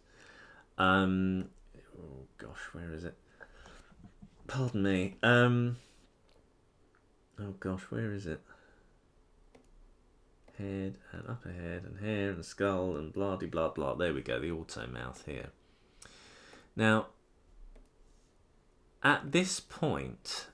in the current version, you can't see the lip sync as a separate sort of run of keyframes. You see, it creates a keyframe on every single one, and on the new one, it doesn't do that. And I don't have to mine through all of this to get to the Automouth's construction. It should appear very, very early on in the hierarchies of things, so you can see like a red line for the head and a green line for the Automouth, and it's really, really easy to sort of to change. The reason why it's creating a keyframe and all of this is because the position of the mouth is keyed all the time, obviously, because of the master controller of the entire head. And I want to have that as a separate entity that's more to do with the head than to do with the mouth. I won't go into all the details, but suffice to say, when I eventually put this out there, the Automouth's positions for the mouth positions will be totally clean, and then you can start work and you won't be interfered with the positions of the head if you want to sort of drill down. But as it is, I'm afraid I've got all of this. But yeah, it doesn't really matter too much for the work I'm doing, but you know, whatever. Anyway, just a little sub note. Anyway, so she starts this saying, "Oh, do you know what?" So her mouth is actually open at the beginning of this anyway. So and I don't want it to be totally grimacingly smiley. So I do want actual mouth to be open rather than teeth.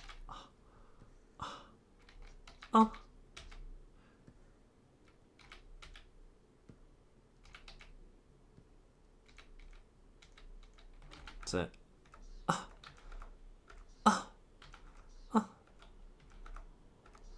now I'd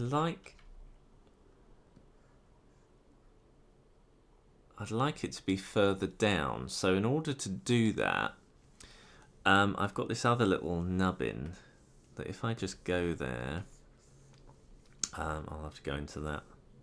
Come on. Oh, no, it's the wrong bit. There we go. Right. It is... no, it isn't that. It is the jaw. The jaw. Oh, have I deleted it? Oh no, I deleted it. Oh, there you go. I may have... Oh no, hang on. No, there it is. It just... No, it's the head, isn't it? Ooh, dunno. Let me have a look. Let me see. I'll find it. Where? No, it's not that one. It's this one, isn't it? Yeah, there you go. Onto the triangle one. There we go. What this does, I just got to extend the exposure for the entirety of the shot. I'm going to probably redesign this so I can have a little switch to turn this on and off. But anyway, this allows me to just pull that mouth open a little bit more if it goes further than the master controller So I want more of an explosion at mouth. So I want to really pull that open just for an explosive, and open it a little bit there as well. Ah.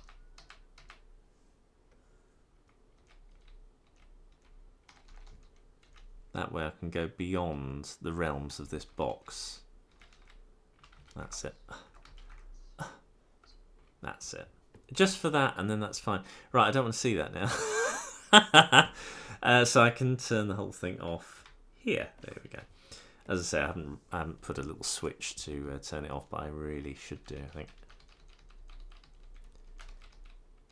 Do you know what? So she starts closing her mouth at this point. She...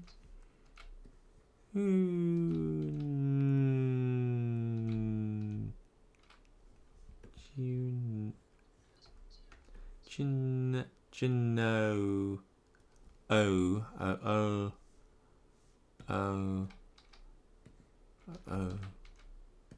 Ooh. Oh, hang on. Ooh.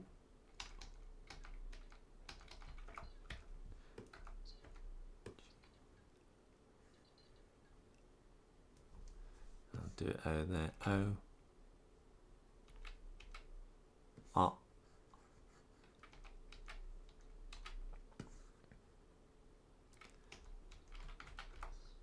Do you know what? Oh, do you know what?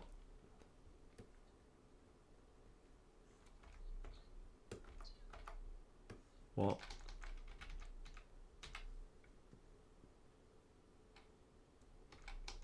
Just close that mouth a little bit there. Oh, do you know what?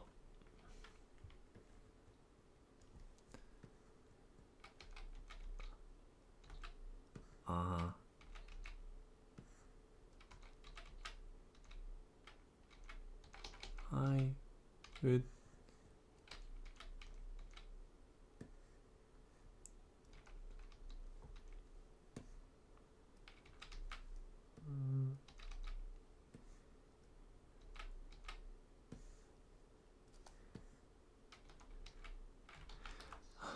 do you know what? I'd do you know what? I'd really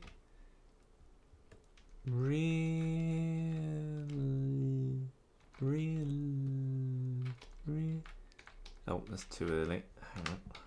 Usually you want to try and get the mouth positions to change on a movement, unless it's a really quick set of mouth movements. You don't really want her gabbling away while her head isn't moving. You want to try and hit the same movements as the heads, if you know what I mean. So you only move it when the head is moving. Do you know what? I'd really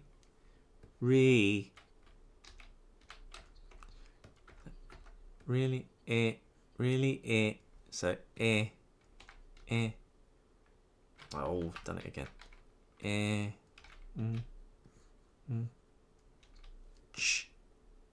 I'm afraid I do need to do it on that frame this time.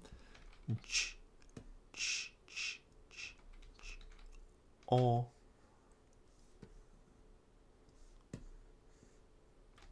Oh. E.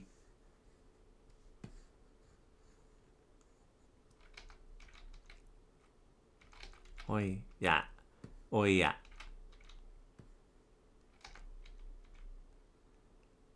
Oh yeah.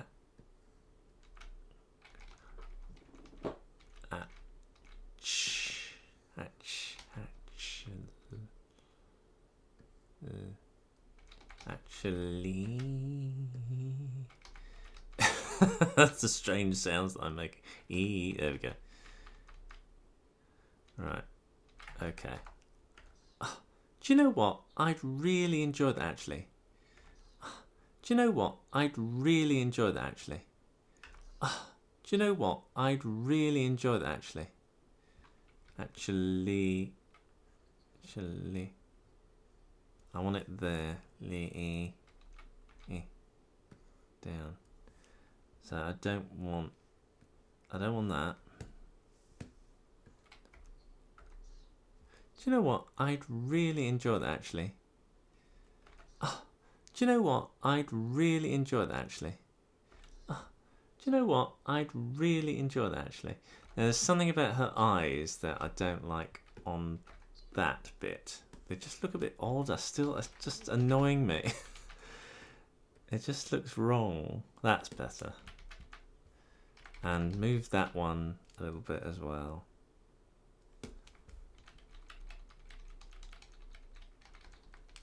And then just move it there.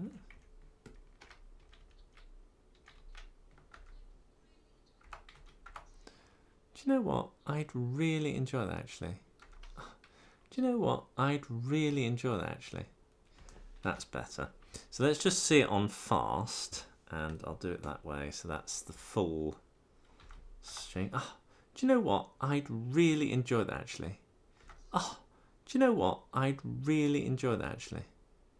Oh, do you know what? I'd really enjoy that actually.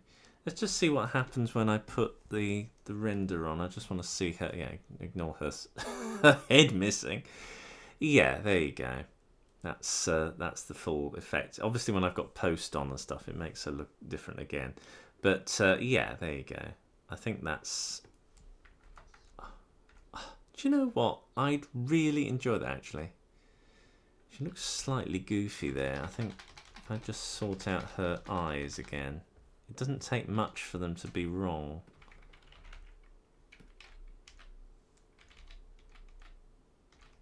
That's better. Do you know what? I'd really enjoy that actually. That's better. So there you go. I hope it's been an interesting one because I have to think and talk at the same time. And I do apologise if I've been a bit silent when I did this. I did warn you it was going to be a bit like that. I hope it's been interesting for you to see how animation actually happens. But yeah, this is one of those things that requires concentration when you work, and it's not something that you can have an engaging conversation at the same time because you just need to flipping concentrate, But I hope you're all well, and I hope that this is inspiring in some way for you to do your animation, and that you might have picked up a few bits and pieces to something which I just take for granted. But yeah, I hope you're all right. I hope you're having a lovely time just before Christmas. I hope you have a lovely Christmas if I don't make any videos before then. And I'll speak to you very, very soon. Bye-bye.